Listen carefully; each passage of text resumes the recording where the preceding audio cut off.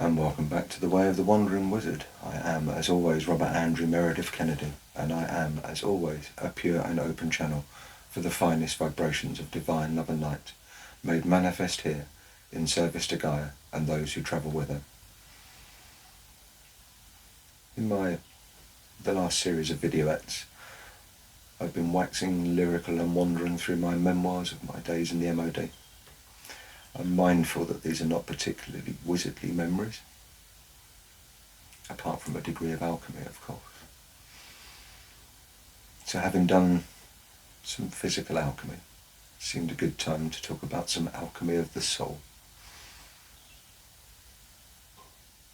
My introduction to Reiki was back in 1997.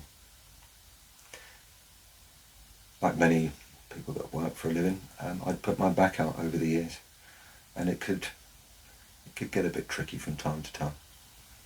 I can't remember how the conversation came up, but at work, a good friend, who we've stayed friends to this day, Robert, who was my boss at the time, I was working on his projects, and we've been working well together for years. Highly scientific. I pretty much shared most of the work that we were working on.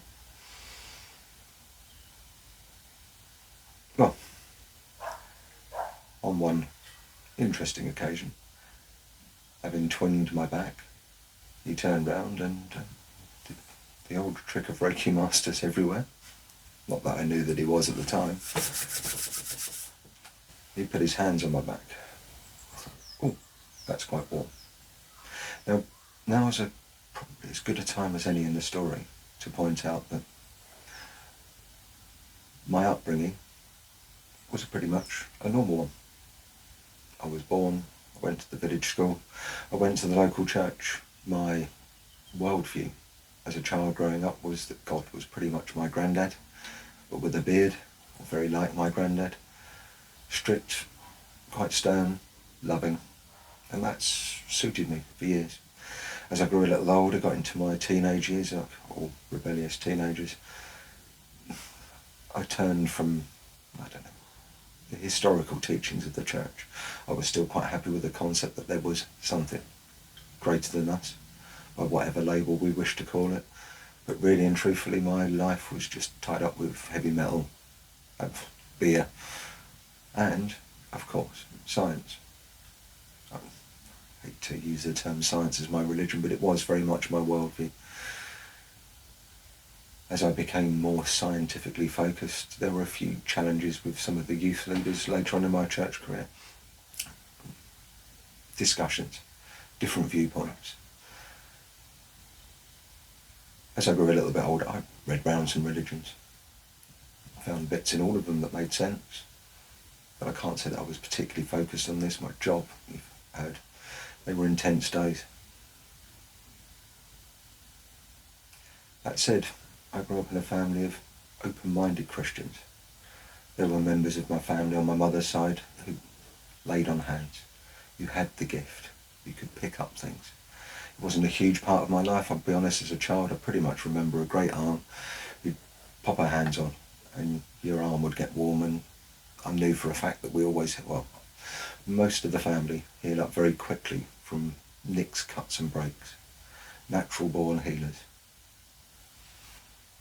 I didn't pay much more mind than that, apart from a few tales not to play with Ouija boards and a few horror stories from mum's distant relatives' lives.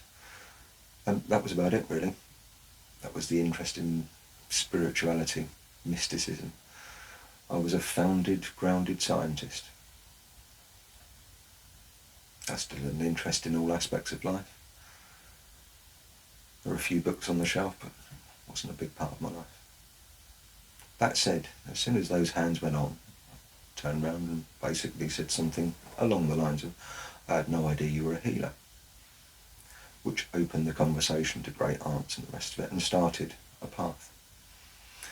It transpired that far from being away, chasing grass skirts on his holiday in Bali, my friend and master, Robert, had been away studying to be a Reiki master. At the time, these were the 90s, I'd never heard of Reiki. And I was interested. So like all scientists, as well as our day-to-day works. We travelled all over the country. We had time to talk about these more metaphysical subjects. Conversations which continue to this day.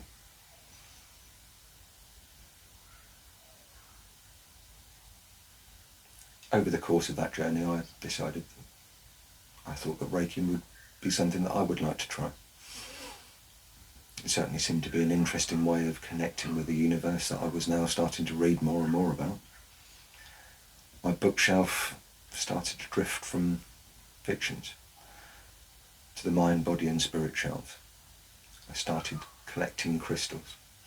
A childhood love of rock hounding all of a sudden took on another level of understanding.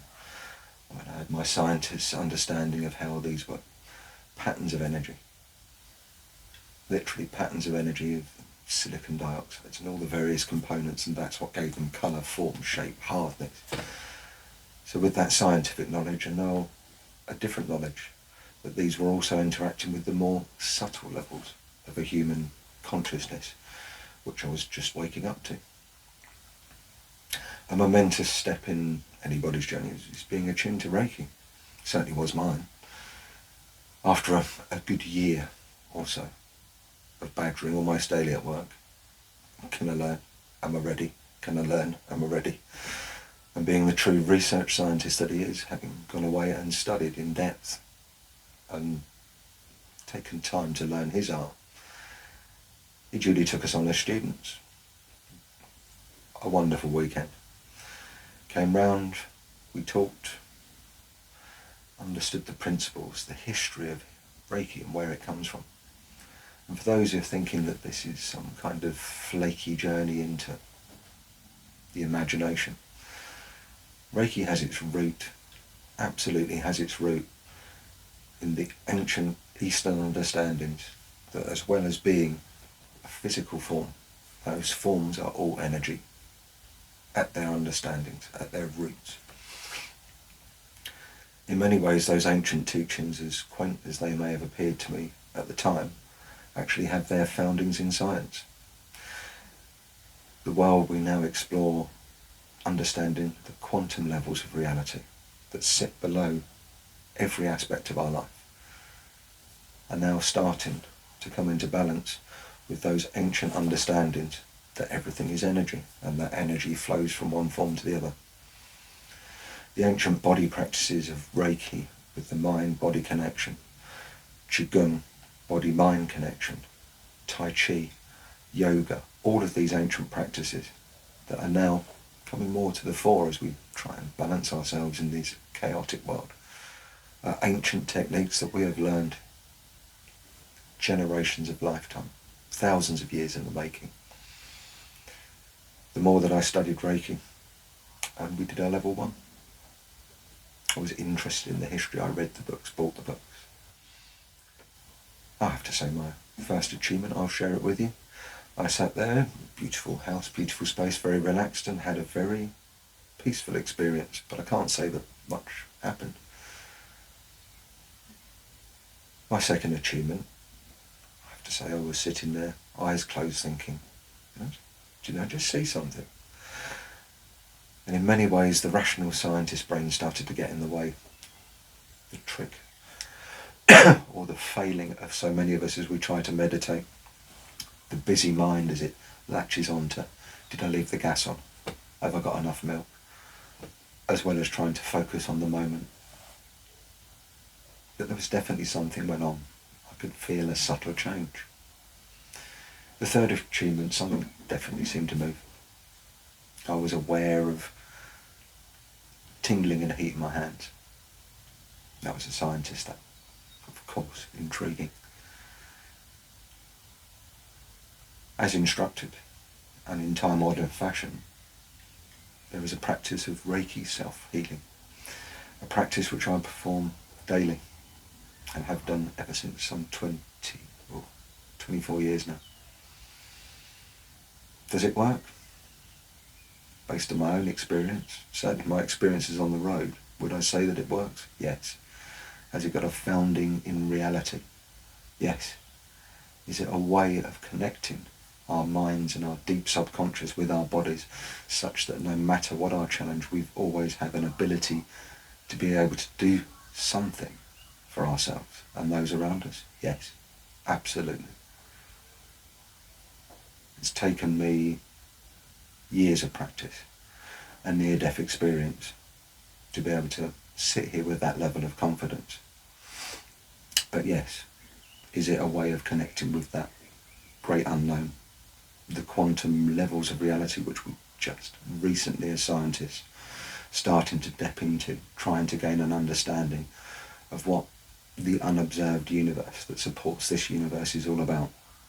It's an exciting journey. Reiki was certainly an opening to mine. At the time, did I see the world in this way? No, this is me describing Reiki post-accident. As it's continued part of my practice, I can see the progression my mind's made from my early steps. It's been a long journey and a very worthy one. As I said, throughout the challenges, certainly the last 9 years, I have always had, as I am now, that ability to be able to do something, no matter what is going on around me.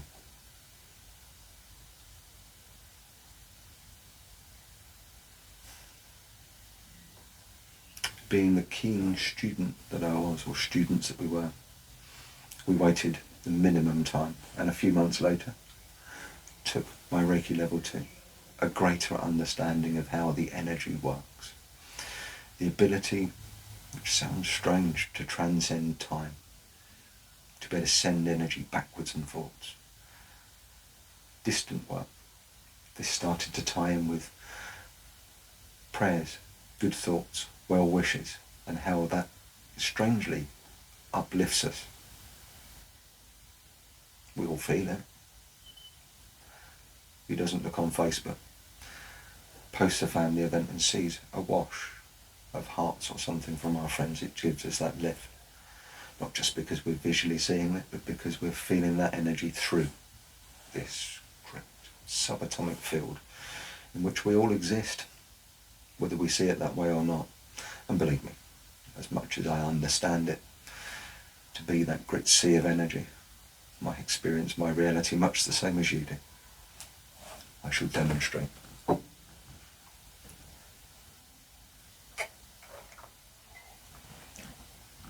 Yeah, that's definitely a cup of tea. It's also a complex field of subatomic energies cascading around in a cup. The joys of the wizardly mind, the ability to see both the particle and the wave. But that's a lecture for another day.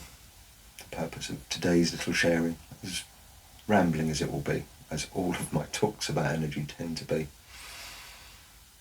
it was about my journey and my awakening in Reiki. Level 2 definitely shifted a level of consciousness up.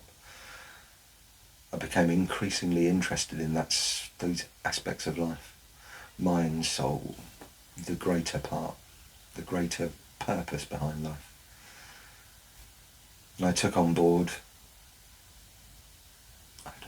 a life mission that many of us, all of us are on. And that was, what's the purpose of the journey? The journey's purpose is to know yourself. And I can certainly say that my journey to date has allowed me those opportunities. As wonderful as some, and as painful as others, it has allowed me to know myself.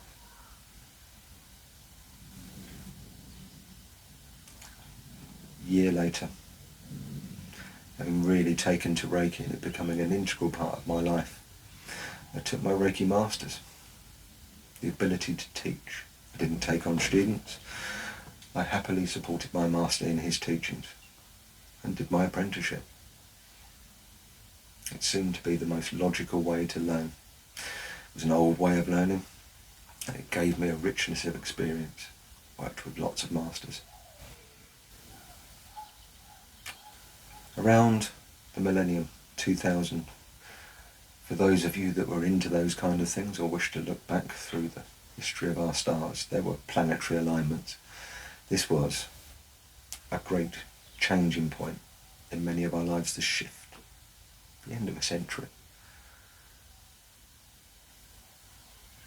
In that year, we took our Reiki Energy Masters,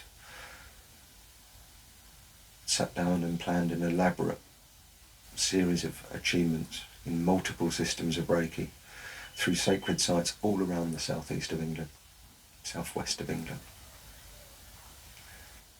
Salisbury Plain, Stonehenge, Chalice Well, Glastonbury, great ancient energy centres of the world. Tintagel in particular, an old horn, one may say. That these ceremonies, processes, practices were going on in those kind of spaces clearly had a huge effect on me personally. That the teachings had some resonance with part of me was something that I pretty much discovered on the road. It's the reason that some of us take to these things, that we become gifted in any particular area, whether it be as a carpenter, metal worker, an artist, a healer. Is it because we fall to those paths because we've led those paths before? From my perspective, I would say yes. But granted, that's from my perspective. Strangely, my working life has been very much a path of jack of all trades, the ability to turn my hand to most things, because I only ever sought to master one. Once you've mastered Reiki, once you've mastered your chi, your energy, that connection, then that flows to everything that you work with. So if that sounds like how to pass your homework in one lifetime test, it's a path that I chose for good reason. I've been on over the years as a Reiki master teacher to teach students. They're out in the world working.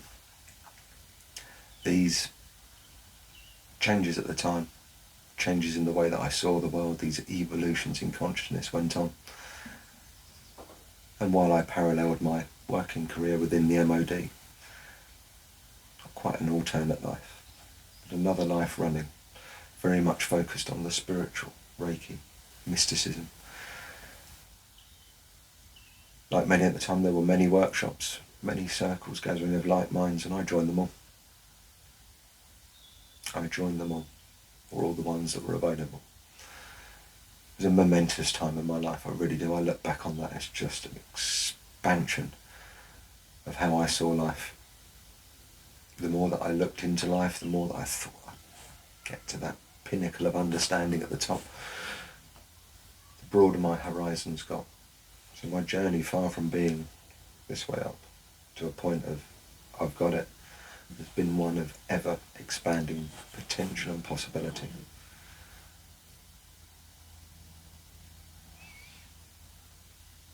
So has that path been a worthy one for me? Yes, I'd say so. In reflection, it's been the greatest part of this journey. And in many ways the purpose of my journey post-2012. To share some of that understanding, some of that way of seeing the world with anyone that's prepared to watch, really.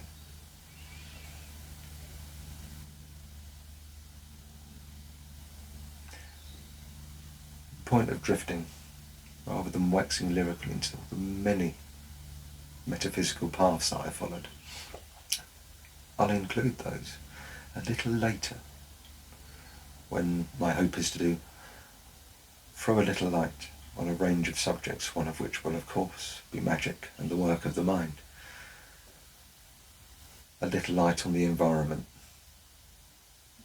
a little light on crystals, a little light on wands, and many other things that spring to mind. Ideas for future.